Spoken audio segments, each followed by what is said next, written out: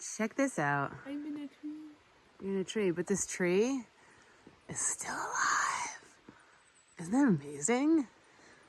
Something's gonna crawl out of this tree and drag me down. I think it is a portal to another dimension. You better get out of there. You don't know where you're gonna end up. Don't do anything untoward. Like, don't say any spells or do any dances. No, for sure, for sure. You Yeah. might summon them.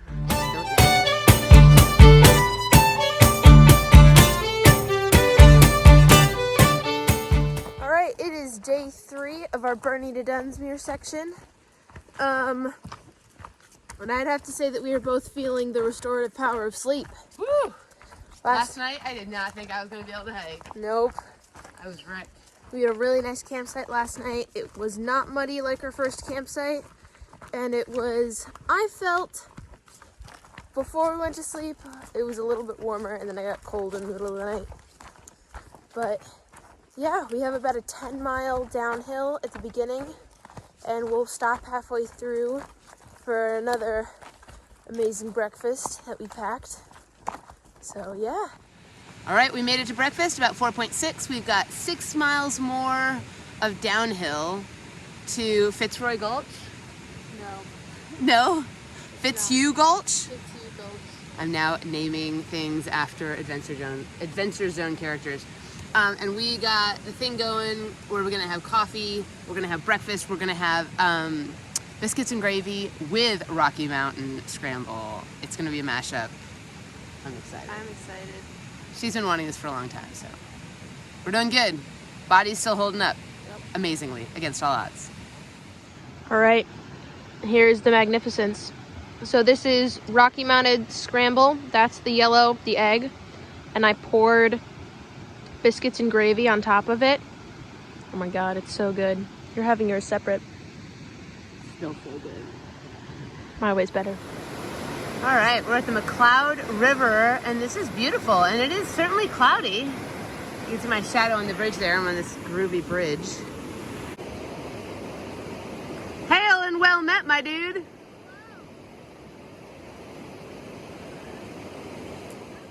We made it to lunch, and I forgot to show you what we had. we had tuna fish with avocado and roasted. Seen it before? And red. It wasn't like a fancy lunch. It wasn't one of our fancy lunches. However, we have done incredibly great food things on this trip.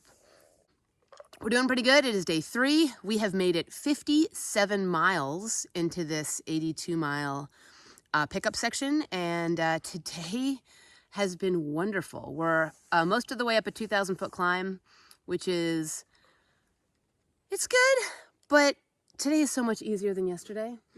Oh my gosh, with the snow and the breaking trail and the big climbs and the snow and the more snow. Today we're just walking on bare trail, and the temperature is awesome. So we have about 2.6 to the top of this climb, and then it's all downhill to our last camp. So doing good. Doing good. Hot diggity. This has kind of been the scenery today. It's big, beautiful trees, lots of down leaves, dappled sunlight. We've actually climbed over quite a few logs, and they've all been incredibly awkward. But the trail's been mostly beautiful, so no complaints. We finished our climb, and now we've got about 5.5 miles down to a river where we're gonna camp tonight. So, good day. All right, this is our end spot, this very cool bridge over this very cool gorge with this groovy river. And apparently, if you turn left, it's the PCT, but if you turn right, there's a great camp spot, and we're gonna go check it out. Look how cool this is. Beautiful. This has been a beautiful section of trail.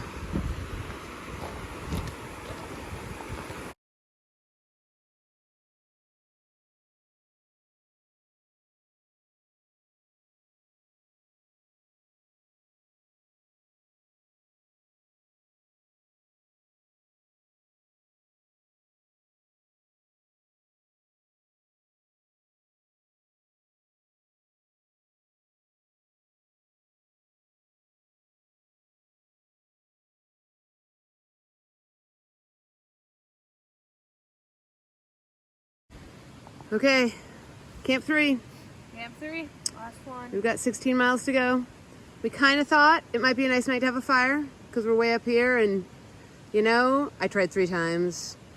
Everything wet. is soaking wet.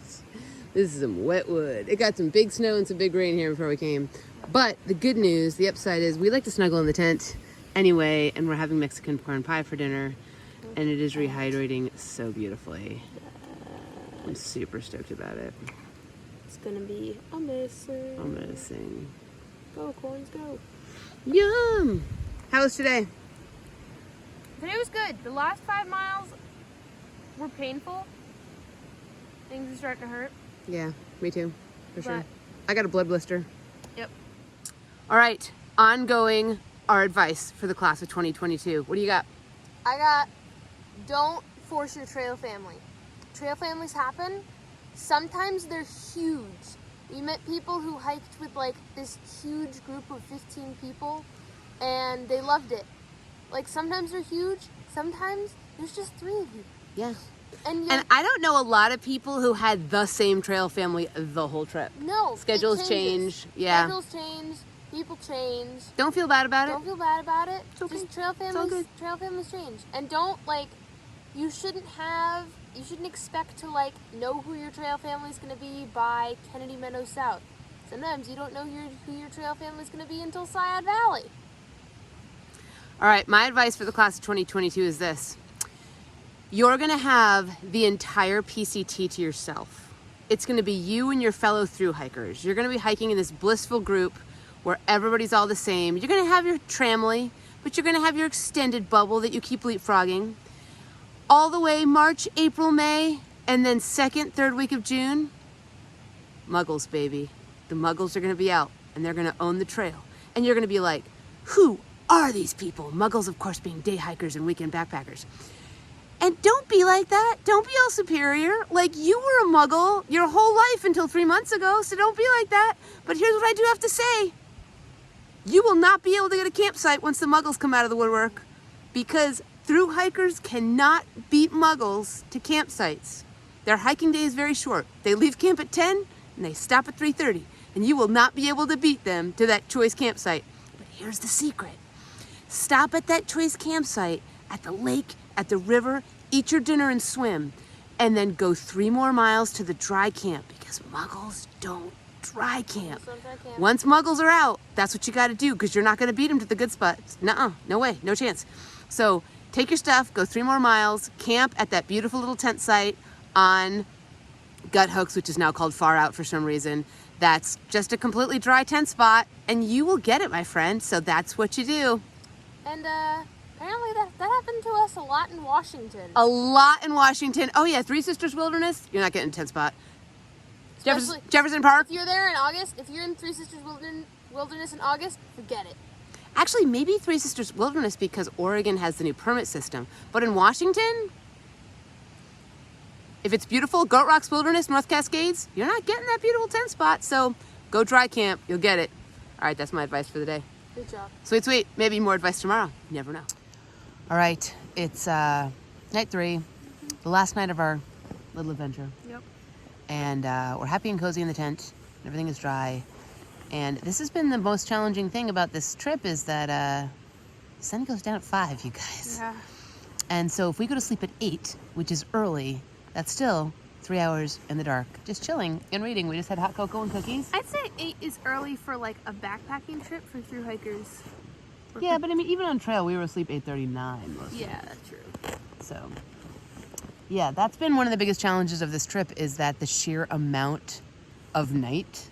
Mm-hmm. I mean, the sun sets at 5, and we get up at 6 in the dark and hike at 6:30, and the sun is just up at 6:30. So we are using every bit of daylight. But it's been good. We got 16 miles tomorrow. Yep. We got a 2,000-foot climb. We got this. I think we're going to finish. You just spilled cocoa all over the outside of the tent. So, Bears are gonna come eat us. nice hiking partner, huh? Nice. Whoops. All right, so if this is the last post you ever see from us, then you'll know. Good night, you guys. Good night. How are you? Snotty. Yeah. So, last day, we're hiking back to the car. Beautiful view of Shasta over there. And It was very, very wet last night, and now I can see why. The valley is completely fogged in. So we woke up with some very wet gear, but it doesn't matter because we're going home. We'll just dry it out, right?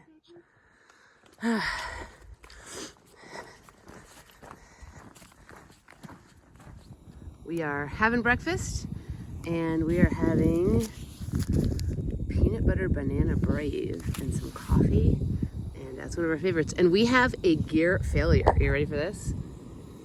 We, at some point, had some flame wrap around and burned a hole in the side of our pot last night. So we now cannot fill the pot all the way up, as you can see. However, this pot gets an MVP. I mean, for the entire trail for 2 people, right? It's been amazing. It's pretty awesome. So I would say, if you're gonna, advice to the class of 2022, if you're gonna blow through your pot, blow through on the very last day. On the very last day is the very last section. Yeah. The last time you're gonna hike for the whole year. All right, here's my morning advice to the class of 2022. I heard so many people talk about getting your hiker legs, and I literally thought that I was going to turn into some sort of thru hiking Avenger. And the bottom line is, you're gonna get really strong and you're going to be able to charge up hills, but the pain's never really gonna go away. You're still gonna feel sore in the morning, and you're still gonna feel sore at the end of the day. So don't think that you're gonna turn into an actual Terminator, because that's kind of what I thought. And you have to add an extra, like, it takes you an extra week to get your hiker legs for every decade of your life. Yeah, right? That's another thing that someone told us, and I think it's true. So if you're about to be 50, it's going to take you 5 weeks. If you're about to be 20, it's going to take you 2 weeks. And I felt that early on when I was hiking with like a 17 and a 28-year-old, because they definitely had their hiker legs, and for 2 weeks I was really, really lagging. So don't feel bad about that. That's just what it is. So we have some insight on our pot failure. We thought maybe we were less than vigilant and let flame wrap around happen. But now that we've collapsed it and we see where the damage is, that's nibbles, y'all. You see those tiny teeth marks?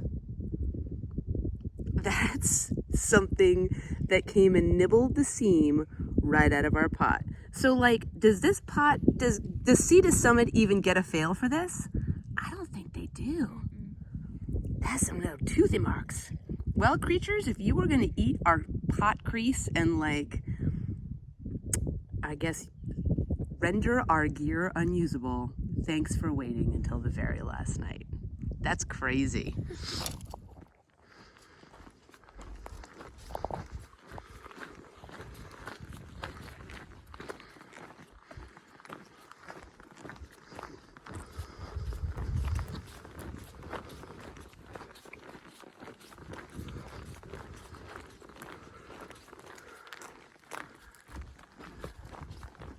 So those cool rock formations over there are the Castle Craigs State Park, which was, after our skip, kind of the first thing we hiked up into. So we're getting pretty close. I think Interstate 5, where the car is down in that big valley, and then we do not have to climb out the other side, because that'll be it. So that's kind of cool. But I have fond memories of Castle Craigs and the cool air we encountered, and just how good it felt to know we were going to be okay up there. It's a beautiful, beautiful area. And there's a lot of lakes up there, so that also kind of saved us, which was really great. It's beautiful.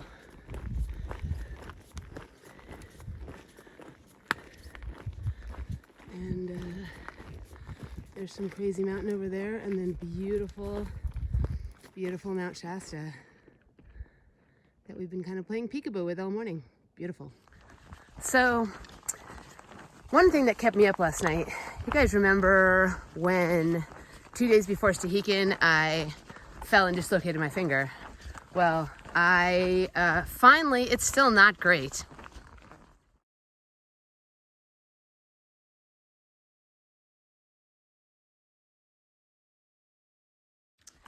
And I finally went to the hand doctor, and I was like, hey, can you fix this? And he looked at it and took an x-ray and said, absolutely we cannot. You have a chossy finger now, and it's gonna be like that until you and your chossy finger die. So that's not great. And you can kind of see, like, when I'm holding a pole, it's not really like fully on board and being part of the team. It's just always kind of popped up. I can't really make a fist. Like, that's about as, like, the other ones can go all the way down. This one just doesn't go flat, and it's big and swollen, and I call it my Crone finger. So last night my Crone finger really, really hurt, and it doesn't usually bother me, but it was really damp and really cold, and like it ached to the point where it woke me up a couple times. So I guess now I'm gonna be like the old mariner character who's like, storm's coming in, I can tell, because my trick finger's troubling me some. So that's a thing now. Good times, good times. I guess the news for me is like, stay out of the cold and damp, huh? All right, hashtag Crone finger.